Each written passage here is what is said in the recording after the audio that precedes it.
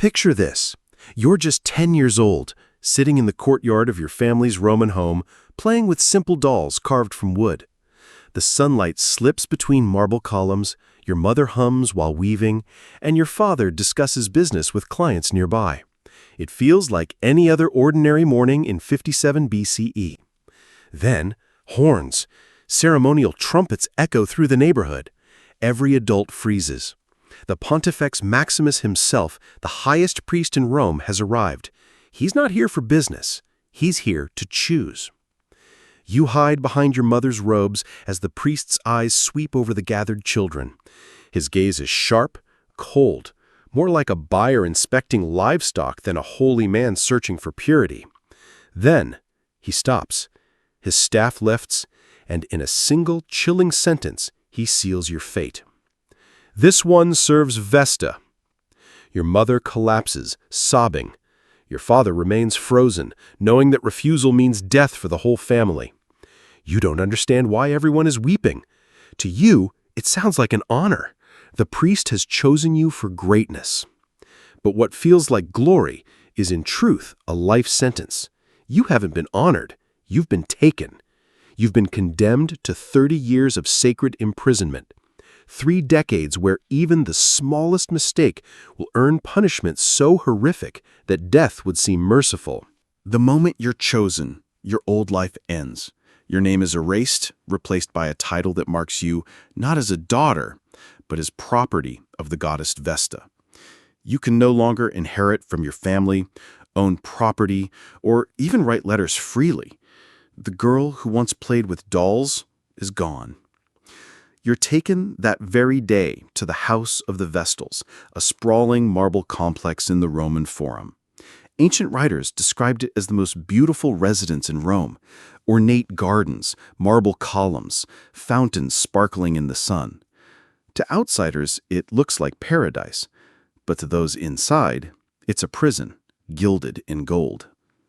Every movement you make is watched. Senior Vestals and priestesses oversee your training with eyes like hawks. Disobedience is not an option. Privacy doesn't exist. Even your letters, your words, your thoughts are monitored.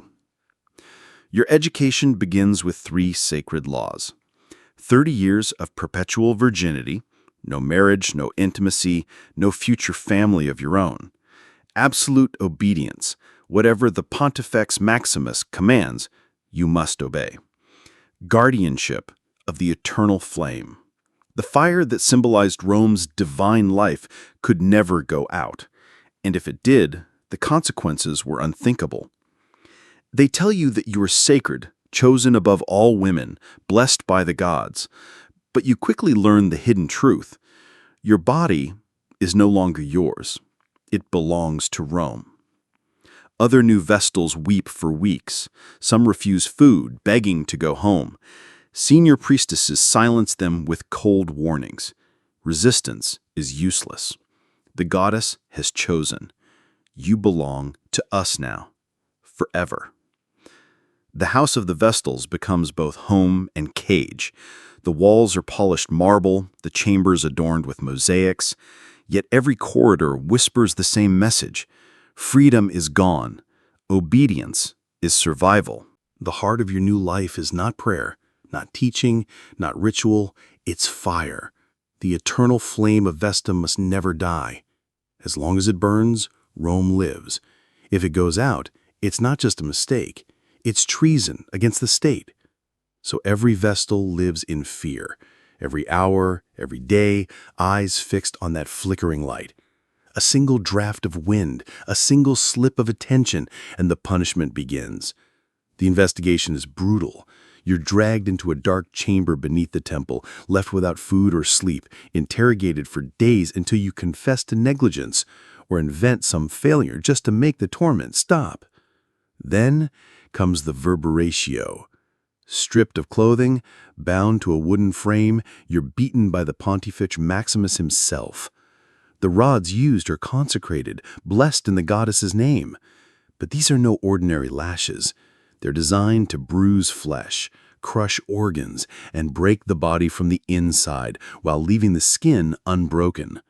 You can't scream. Your voice is sacred. A gag muffles the sounds of agony. You can't bleed openly. Your blood is holy. The rods leave no cuts, only internal wounds that fester and kill days later. Rome calls this justice, but it's ritualized torture disguised as holiness. And when you survive, the torment doesn't end. You're forced back to duty, reminded daily that your suffering was deserved. Every flicker of flame brings panic. Every whisper of wind makes your heart seize. The trauma ages you, hollowing your face, shaking your hands. Some Vestals live decades under the shadow. Others never recover. They become shells. Bodies still alive, spirits already buried. The sacred flame was supposed to protect Rome. In truth, it destroyed the very women forced to keep it alive. If neglecting the sacred flame was terror, there was still a crime far worse: incestum. The accusation that a Vestal had broken her vow of chastity. It didn't matter if there was proof. It didn't matter if the charge was based on gossip or politics. Once the College of Pontiffs declared guilt, the punishment began. And it was not death. It was something far more horrifying. At dawn, the condemned Vestal was dressed in a bridal gown, her hair styled like a bride, flowers woven into her veil. To the crowds watching, it looked like she was being led to her wedding. In truth, she was walking to her grave. Her mouth was sealed with wax to prevent cries for mercy. Silence was part of the ritual. Rome wanted no sympathy, only obedience through fear. The procession moved slowly through the forum, the streets lined with citizens who whispered prayers and shivered at the sight. The destination was a cursed field outside the city walls, the Campus Scaleratus, the field of the wicked. There a tomb had been prepared, a chamber dug deep into the earth, reached by a narrow staircase that would soon be sealed forever. Inside, the Romans practiced their twisted version of mercy. A bed, a lamp, a jug of water, a loaf of bread, and a cup of milk were placed within. Enough to prove she hadn't been executed, enough to prolong the torment. The Vestal had to descend on her own.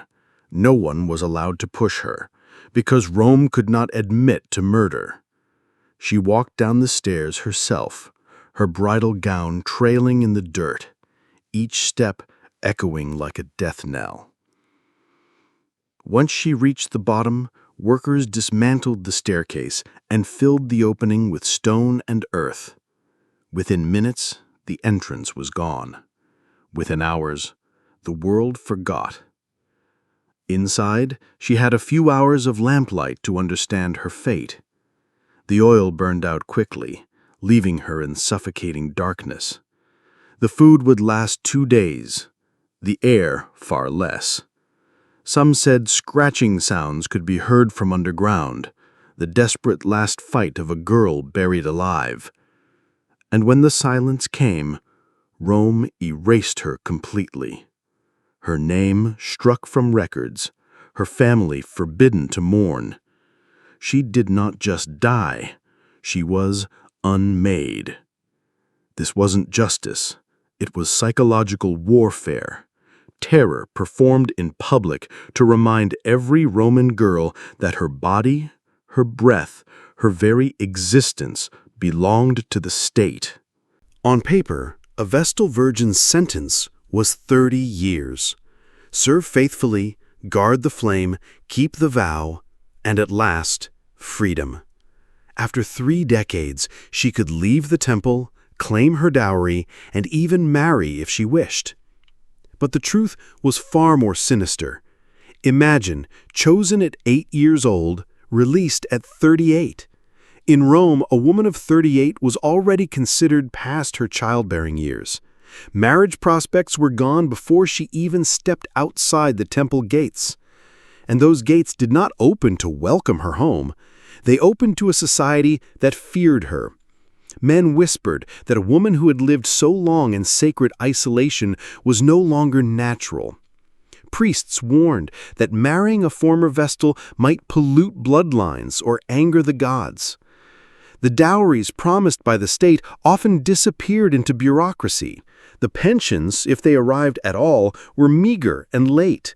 Many women walked away from decades of service with nothing but an empty purse and a broken spirit. Worse still was the damage no money could heal. 30 years of surveillance, trauma, and punishments left scars deeper than flesh. Former Vestals suffered nightmares of the flame dying, panic attacks that made them tremble in crowded streets, and terror of being touched by another human hand. Some tried to start new lives, only to find themselves shunned as cursed. Others chose silence, living alone in small homes on the city's edge, ghosts haunting the empire they had once served. And the cruelest twist of all? Many were recruited back into the temple, not as free women, but as overseers of the next generation. Broken survivors forced to become jailers, training new girls to endure the very torments that had destroyed them. The promise of release was never freedom. It was Rome's final deception, a reminder that no one truly escaped the shadow of Vesta. The Vestal Virgin system is remembered in history books as piety, honor, and devotion to the goddess Vesta. But peel back the marble mask, and what you find is a machine of terror, an empire's weapon against its own daughters. Rome perfected cruelty by wrapping it in holiness. The flame was sacred, so beating a girl until her organs failed became ritual. Virginity was divine, so burying a child alive in bridal silk became marriage to the earth. Freedom was promised, so exiling broken women into loneliness became reward. This wasn't faith, it was control.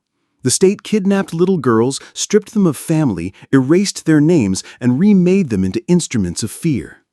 Their suffering wasn't accidental, it was engineered. Modern psychology calls this trauma-based conditioning. Ancient Rome called it religion.